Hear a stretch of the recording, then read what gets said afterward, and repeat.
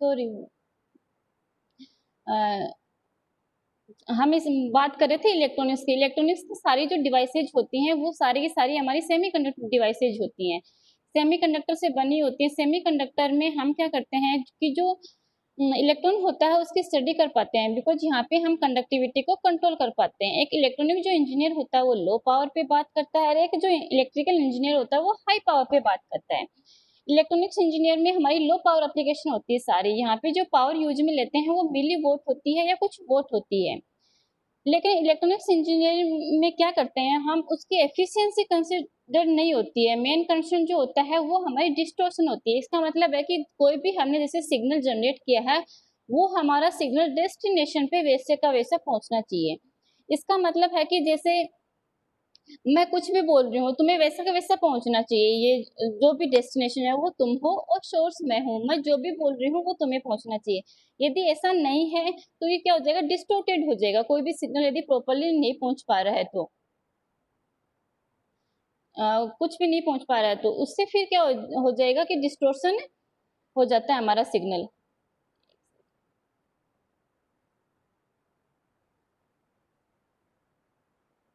एक सेकेंड।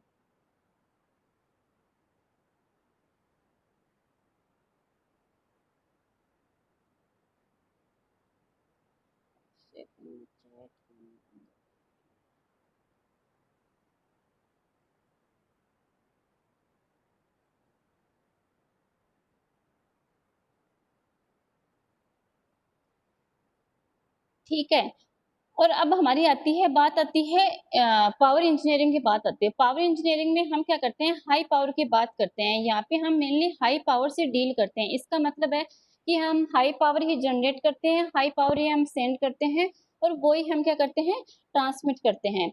यहाँ पे जो मेन कंसर्न जो हमारा होता है वो होता है हाई फ्रिक्वेंसी होती है, सॉरी हाई एफिशिएंसी होती है। इसका मतलब है कि जो हम हाई पावर जनरेट कर रहे हैं वही हम ट्रांसमिट करेंगे, वही डिस्ट्रीब्यूट करेंगे, लेकिन यहाँ पे एफिशिएंसी हमारी क्या होनी चाहिए, हाई होनी चाहिए। यहाँ पे डिस्टोर्शन की बात नहीं हो रही। तो जो इलेक्ट्रॉनिक्स जो इंजीनियरिंग होती है वहाँ पे हमारा डिस्टोर्शन की बात होती है कि डिस्टोर्शन कम होना चाहिए, एफिशिएंसी कम हो सकती है। लेकिन यहाँ पे हमारी क्या होती है, डिस्टोर्शन हो सकता है लेकिन हमारी जो एफिशिएंसी होती है वो क्या होनी चाहिए, ज्यादा होनी चाहिए। अब मैं तुम्हें सॉरी यहाँ पे आज कंटेंट शेयर नहीं कर पाई हूँ, इसके वजह से तुम देख नहीं पा रहे हो। जैसे कोई भी पर्सन बोलता है, माइक में हम बोलते हैं, उसके बाद में माइक के बाद में ये जनरल एग्जांपल है, सबको पता होता है कि एक एम्पलीफायर लगा होता है। एम्पलीफायर के बाद में क्या होता है, हमारा स्पीकर होता है जो सुनता है, ठीक है।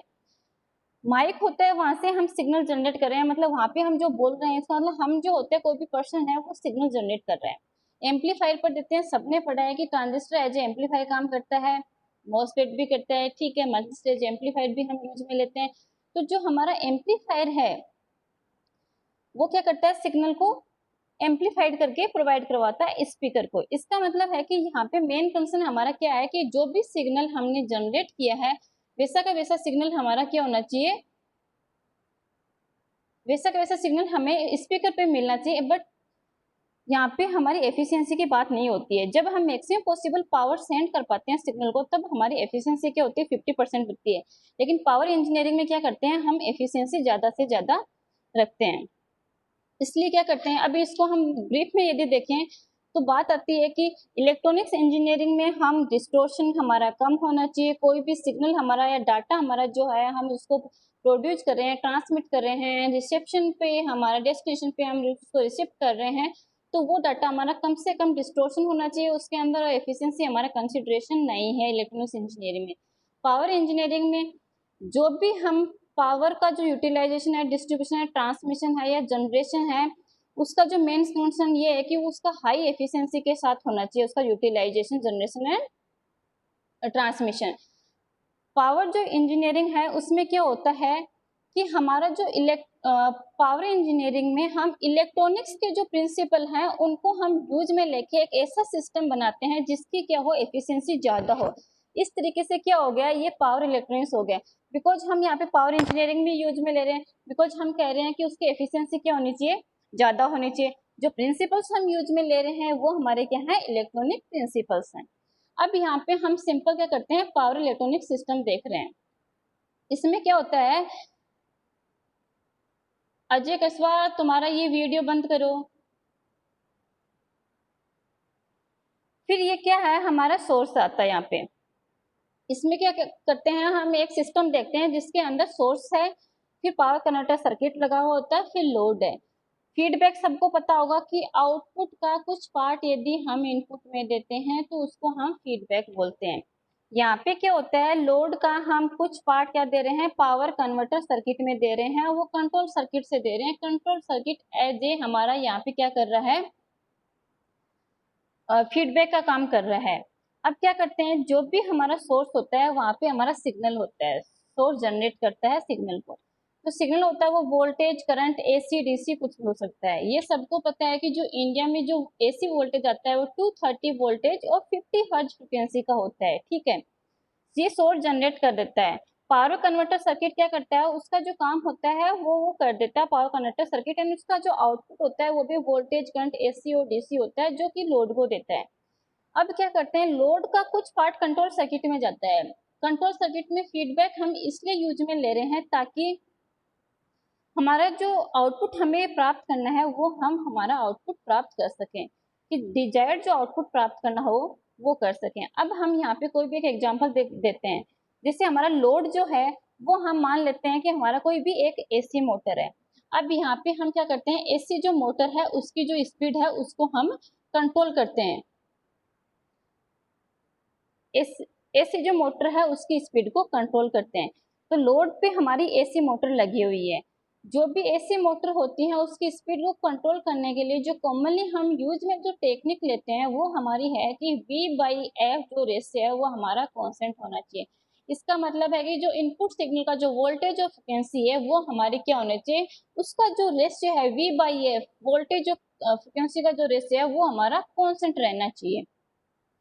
कांस्टेंट हम कैसे रख सकते हैं, जैसे कि हम v बढ़ा रहे हैं तो f भी हमारा बढ़े, या फिर हम v कम कर रहे हैं तो हमारा f भी कम हो। इस तरीके से हम क्या कर सकते हैं, इसके V/F रेशियो को कांस्टेंट रख सकते हैं। अब हम कंसीडर करते हैं कि जो एसी मोटर है उसकी स्पीड हमारी 1400 आरपीएम होनी चाहिए। हमने कोई भी सिग्नल दे दिया है, पावर कन्वर्टर सर्किट क्या करता है, उसके V/F उसको कन्वर्ट करता है और उस आउटपुट को लोड पे देता है। इससे हमारी जो स्पीड आती है वो, जैसे माना कि हमारी 500 या 400 आरपीएम आ गई, हमें चाहिए कितनी, 1400 आरपीएम चाहिए, तो वो हमारा डिजायर्ड आउटपुट नहीं है। तो कितनी स्पीड आई है, वो स्पीड हमारी क्या जाती है, फीडबैक में जाती है, कंट्रोल सर्किट में जाती है। कंट्रोल सर्किट क्या करता है, उस आउटपुट को अपनी रेफरेंस वैल्यू वो है कि जो हमें डिजायर्ड आउटपुट चाहिए, जैसे 1400 आरपीएम चाहिए, तो 1400 आरपीएम को 400 आरपीएम से क्या करता है, वो उसका कंपैरिजन करता है। उसके बाद में वो एक एरर सिग्नल जनरेट करता है। एरर सिग्नल हमारा किसको दिया जाता है, पावर कन्वर्टर सर्किट को हम देते हैं। पावर कन्वर्टर सर्किट उससे एक सिग्नल जनरेट करता है जिससे कि हमारा V/F रेशियो तो कांस्टेंट रहे और हमारी जो स्पीड हो जाए वो इंक्रीज हो जाए। इस तरीके से ये कंट्रोल जो फीडबैक सिस्टम होता है, पावर कन्वर्टर सर्किट वर्क करते हैं और हमारी जो स्पीड होती है वो हमें 1400 आरपीएम मिल जाती है। इसी तरीके से हम एक एग्जांपल और देखते हैं, जैसे कि हमारी बैटरी को, मोबाइल बैटरी है, उसको हमें चार्ज करना है। आजकल सबको पता है कि ये पावर इलेक्ट्रॉनिक्स में ही आती है हमारी मोबाइल जो बैटरी है। जो हमारे फैन रेगुलेटर होते हैं, पहले सबको पता है कि रियोस्टेट यूज में लिया करते थे, लेकिन आजकल क्या होते हैं, इसके अंदर भी ऐसी वोल्टेज रेगुलेटर यूज में लेते हैं, जो भी हमारे किस में आते हैं, पावर इलेक्ट्रॉनिक्स में आते हैं। पावर इलेक्ट्रॉनिक्स में आते हैं। अब हम देखते हैं कि हमारे कोई भी मोबाइल है उसकी बैटरी को चार्ज करना है, तो जो हमारा लोड हो गया वो क्या होगी, हमारी मोबाइल बैटरी होगी। जो हमारा इनपुट क्या आ रहा है, घरों में जो भी इनपुट आ रहा है वो सबको पता है कि हमारा एसी इनपुट आता है 230 वोल्ट और 50 हर्ट्ज फ्रिक्वेंसी का। सब कोई भी बैटरी जो चार्ज होती है, बैटरी एसी से चार्ज होती है डीसी से, ये क्वेश्चन आता है तो सबको पता है कि बैटरी जो होती है वो डीसी से हमारी चार्ज होती है, एसी से वो चार्ज नहीं होती है। तो सबसे पहले तो जो हमारा इनपुट सिग्नल है उसको डीसी में चेंज करते हैं। इसके बाद में आती है कि अब हम कौन सी टेक्नोलॉजी, हम आजकल फास्ट चार्जिंग टेक्नोलॉजी है वो इस बैटरी को चार्ज करने के लिए यूज में ले रहे हैं। मोबाइल की जो बैटरी है उसको चार्ज करने के लिए हम फास्ट चार्जिंग टेक्नोलॉजी है उसको यूज में ले रहे हैं। इसका मतलब है कि सबसे पहले तो क्या करता है कि मोबाइल की जो बैटरी है उसका वोल्टेज क्या है ये सेंस करता है हमारा सिस्टम। मोबाइल की बैटरी का जो वोल्टेज है उस पर डिपेंड करके जो हमारा फीडबैक सिस्टम है वो एक रेफरेंस वैल्यू क्या करता है, जनरेट करता है। रेफरेंस वैल्यू जनरेट करता है और वो कितना चार्ज है उससे क्या करता है, वो एक एरर सिग्नल जनरेट करता है। ये error signal power converting circuit को दिया जाता है। पावर कन्वर्टिंग सर्किट होता है वो एक वोल्टेज और या फिर करंट डिसाइड करता है कि जिससे कि हमारा जो बैटरी है वो जल्दी से जल्दी चार्ज हो। इस तरीके से यहाँ पे भी क्या हमारी पावर इलेक्ट्रॉनिक्स यूज में आ रही है। जो पावर कन्वर्टर जो सर्किट होते हैं वो मेनली हमारे चार टाइप के होते हैं। एसी टू डीसी कन्वर्टर होता है, एसी टू डीसी कन्वर्टर है। सेकेंड में सबने शायद 201 में पढ़ा है। रेक्टिफायर क्या होते हैं, एसी टू डीसी कन्वर्टर होते हैं। एसी टू डीसी कन्वर्टर को मेनली हम क्या बोलते हैं, रेक्टिफायर बोलते हैं। रेक्टिफायर एक ऐसी इलेक्ट्रॉनिक्स डिवाइस है जो कि एसी सिग्नल को डीसी में चेंज करती है, एसी को डीसी में चेंज करती है। एसी टू डीसी कन्वर्टर में क्या होता है, हमारा इनपुट हमारा एसी हो गया और आउटपुट हमारा क्या हो गया, डीसी हो गया। इसके एग्जांपल है जैसे बैटरी चार्जिंग है, डीसी ड्राइव्स है, excitation system of synchronous machine है। जो हमारे रेक्टिफायर होते हैं वो हमारे दो टाइप के होते हैं, एक कंट्रोल्ड होता है, एक अनकंट्रोल्ड होता है।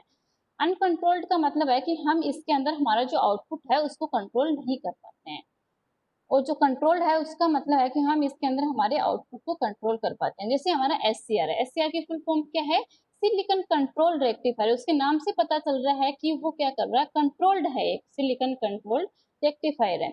इसका दूसरा पावर कन्वर्टर सर्किट है हमारा डीसी टू डीसी कन्वर्टर। इसके अंदर क्या होता है, हमारा इनपुट भी एसी होता है, हमारा आउटपुट भी एसी होता है।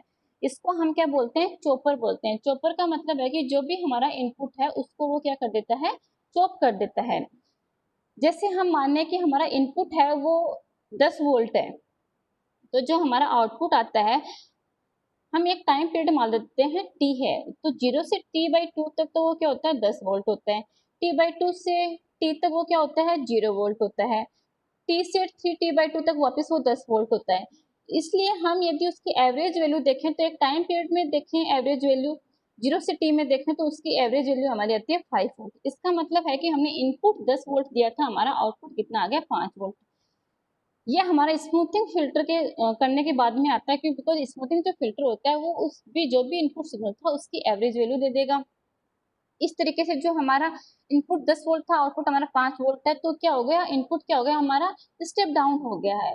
इसलिए इसको हम स्टेप डाउन चॉपर बोलते हैं। इसी तरीके से यदि हमारा इनपुट 10 वोल्ट और आउटपुट हमारा 10 वोल्ट से ज्यादा आ जाए तो उसको हम स्टेप अप चॉपर बोलते हैं। चॉपर जो होता है वो डीसी से डीसी कन्वर्ट करता है, और जो हमारा एसी से डीसी कन्वर्ट करते हैं उसको हम रेक्टिफायर बोलते हैं। इसके जो एग्जांपल हैं डीसी से डीसी कन्वर्टर चॉपर के, वो हैं डीसी ड्राइव्स है, सबवे कार्स है, बैटरी ड्राइवन व्हीकल्स हैं, जो बैटरी से जो भी हमारे व्हीकल चलते हैं वो हैं। थर्ड आता है हमारा एसी से एसी कन्वर्टर्स। मतलब कि यहाँ पे सारे पढ़ेंगे, एसी टू डीसी पढ़ेंगे, डीसी टू एसी पढ़ेंगे, डीसी टू डीसी पढ़ेंगे और एसी टू एसी। अब हम पढ़ रहे हैं एसी टू एसी कन्वर्टर। इसका मतलब है कि हमारा इनपुट भी एसी है और जो हमारा आउटपुट है वो भी क्या हमारा एसी है। ये दो टाइप के होते हैं एसी टू एसी कन्वर्टर। एक हमारा आता है साइक्लो कन्वर्टर, दूसरा आता है हमारा AC voltage regulator. Cyclo converter क्या होता है कि जिसका जो आउटपुट होता है उसमें हमारा वोल्टेज भी वेरिएबल होता है, उसका जो जो फ्रिक्वेंसी होती है वो भी वेरिएबल होता है। इसका मतलब जो इनपुट सिग्नल था उसका जो भी वोल्टेज और फ्रिक्वेंसी है, और जो आउटपुट सिग्नल है उसकी जो भी वोल्टेज और फ्रिक्वेंसी है, वो दोनों डिफरेंट होती हैं। एक ही क्वांटिटी चेंज नहीं होती, मतलब दोनों क्वांटिटी चेंज हो जाती है, वोल्टेज और फ्रिक्वेंसी। इसका एग्जांपल अभी मैंने एसी मोटर बताया था, वो था जिसके अंदर हम V/F रेशियो को कांस्टेंट रख रहे थे। V/F रेशियो को कांस्टेंट रखने के लिए क्या होता है, हमें V और F दोनों चेंज करने पड़ेंगे। जैसे 10/5 इक्वल टू 2 है, तो हमें 20/10 करेंगे तब हमारा क्या आएगा, 2 आएगा। इसका मतलब है कि हमको दोनों ही चेंज करने पड़ते हैं, जो भी ऊपर और नीचे जो क्वांटिटी है जैसे V और F है तो दोनों को हमें चेंज करना पड़ता है। इसलिए यहाँ पे V और F दोनों क्या होते हैं, चेंज होती हैं। ये हमारा क्या होता है, साइक्लो कन्वर्टर होता है। दूसरा टाइप यहाँ पे है एसी वोल्टेज रेगुलेटर। इसकी अभी मैं बता रही थी कि जो वोल्टेज रेगुलेटर हैं जो घरों में हम यूज में लेते हैं वो आजकल हमारे पावर इलेक्ट्रॉनिक्स में आते हैं। ये पावर्ड होते हैं, हमारे एसी वोल्टेज रेगुलेटर रहते हैं। एसी वोल्टेज रेगुलेटर का एग्जांपल है जैसे हम जो हमारा फैन है उसकी स्पीड को कंट्रोल करना। इसमें क्या होता है कि जो हमारी फ्रिक्वेंसी होती है वो तो कांस्टेंट रहती है। ये सबको पता है कि जो भी घरों के अंदर जो भी अप्लायंसेज हम यूज में ले रहे होते हैं वो सारे के सारे एसी पे काम करते हैं। जैसे घरों में जैसे हमारा यू ये नेक्स्ट वाले में बताती हूँ। तो हमारा जो फैन होता है उसकी स्पीड को हम यहाँ पे कंट्रोल करते हैं, फैन की स्पीड को कंट्रोल करते हैं, लेकिन हम यहाँ पे जो फ्रिक्वेंसी होती है वो कांस्टेंट रखते हैं। कि फ्रिक्वेंसी कांस्टेंट नहीं रखते हैं तो मानो कि सारे के सारे फैन अलग अलग पे काम करेंगे तो हमें फ्रिक्वेंसी कोई भी और सिस्टम हमें बीच में यूज में लेना पड़ेगा, जिससे कि हमारे नहीं तो सबके घर के फैंस एक ही फ्रिक्वेंसी पे वर्क करते हैं, अलग अलग करेंगे तो अलग अलग सिस्टम फिर हमें यूज में लेने पड़ेंगे, इसलिए हमारी फ्रिक्वेंसी को कांस्टेंट रखते हैं और वोल्टेज को हम चेंज करते हैं। तो यहाँ पे हम फैन वोल्टेज रेगुलेटर यूज में लेते हैं, जो कुछ भी नहीं है, जो हमारे ऐसे वोल्टेज रेगुलेटर हैं। बिकॉज पहले जो हमारे रेगुलेटर आते थे वो रियोस्टेट का आते थे, इसका मतलब हमारे एक रेजिस्टेंस लगे होते थे। रियोस्टेट में क्या होता है, हमारे रेजिस्टेंस की जो वैल्यू होती है वो हमारी चेंज होती रहती है। अब हम कोई भी एक इनपुट सिग्नल देते हैं, एसी देते हैं, एसी इनपुट सिग्नल देते हैं, तो वो हमारा क्या आता है, एसी इनपुट सिग्नल वैसा का वैसा नहीं आता है। कुछ टाइम पीरियड के लिए वो ऑफ होता है, कुछ के लिए वो ऑन होता है। सेम का सेम वो नेगेटिव और नेगेटिव डायरेक्शन और पॉजिटिव डायरेक्शन में सेम होता है। और जो भी हमारे फैंस होते हैं वो आरएमएस वैल्यू पे हमारे क्या करते हैं, वर्क करते हैं। आरएमएस वैल्यू शायद सबने पढ़ी है, तुम्हारा 205 साइड होगा सर्किट एनालिसिस, जिसके अंदर आरएमएस वैल्यू पढ़ते हैं, तुम एवरेज वैल्यू पढ़ते हो। तो जब भी फैंस होते हैं वो हमारे आरएमएस वैल्यू पे वर्क करते हैं। तो इनपुट जैसा हमने सिग्नल दिया है तो उसके जो आउटपुट जो वोल्टेज है उसको हम कंट्रोल कर लेते हैं। कंट्रोल करने से क्या होगा, उसकी जो आरएमएस वैल्यू होगी वो कंट्रोल कर पाएगी। तो हमें फैन की स्पीड कम या करनी है या फिर ज्यादा करनी है, उसके लिए हम उस वोल्टेज को कम या ज्यादा कर देते हैं, जिससे कि हमारा क्या होता है, आरएमएस वैल्यू कंट्रोल हो जाती है। और कंट्रोल होने से हमारा क्या हो जाएगा, फैन की स्पीड कम या ज्यादा होगी। अब बात आती है कि यहाँ पे वोल्टेज को हम कंट्रोल कैसे कर पाएंगे। वोल्टेज को कंट्रोल करेंगे हम, एसआर होता है उसमें पढ़ेंगे कि एक फायरिंग एंगल होता है। फायरिंग एंगल है कि किस एंगल पे हमारा क्या है, इनपुट आना स्टार्ट होता है, आउटपुट आना स्टार्ट होता है। जैसे हमने इनपुट दिया हमारा आउटपुट नहीं आता है, हमने इनपुट जैसे 0 डिग्री पे दिया है तो हमारा आउटपुट 30 डिग्री से जैसे आना स्टार्ट होता है, तो हमारा जो फायरिंग एंगल है वो कितना हो गया, हमारा फायरिंग एंगल हमारा हो गया 30 हो गया है। इस तरीके से हम आरएमएस वैल्यू को यहाँ पे फायरिंग एंगल को चेंज करके आरएमएस वैल्यू को चेंज कर सकते हैं और उससे हम स्पीड को चेंज कर सकते हैं। लास्ट वन हमारा है डीसी टू एसी कन्वर्टर है। सबसे इसको हम क्या बोलते हैं, इन्वर्टर भी बोलते हैं। जैसे कि आजकल घरों में यूपीएस लगा होता है, यूपीएस के साथ तुम्हारी बैटरी लगी होती है, एक यूपीएस होता है उसके साथ बैटरी होती है। बैटरी किस में आ जाती है तुम्हारी, बैटरी किससे चार्ज होती है, अभी बताया था डीसी से चार्ज होती है। तो जब भी हमारा इनपुट सिग्नल आ रहा था, एसी आ रहा था, उसको हम डीसी में चेंज करते हैं तब हमारी बैटरी चार्ज होती है।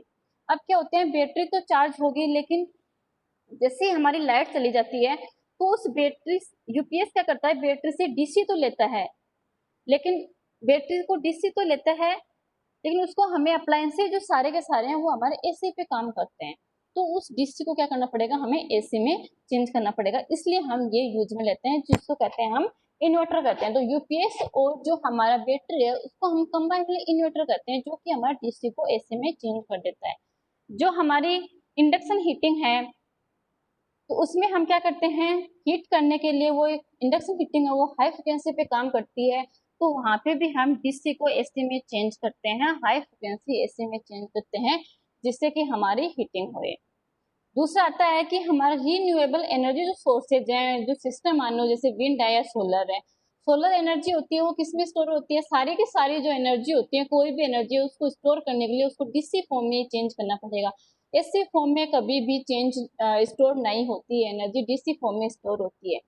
सोलर सिस्टम है उसके अंदर भी हमारा एसी में स्टोर हो रहा होता है, तो एसी में स्टोर हो सॉरी डीसी में स्टोर होता है, तो हमें डीसी को किस में चेंज करना पड़ेगा, एसी में चेंज करना पड़ेगा, तो उसके लिए हमें इन्वर्टर यूज में लेना पड़ेगा। तो डीसी टू एसी इन्वर्टर ये आजकल सबके लिए कॉमन हो गया है, बिकॉज सोलर सिस्टम सब जगह लगे हुए हैं, सबको पता है कि हमारा सोलर सिस्टम होता है और डीसी बैटरी को हमारा चार्ज करता है। बैटरी किस में चार्ज होती है, डीसी से चार्ज होती है, तो सिग्नल क्या जनरेट हुआ, हमारा डीसी हुआ।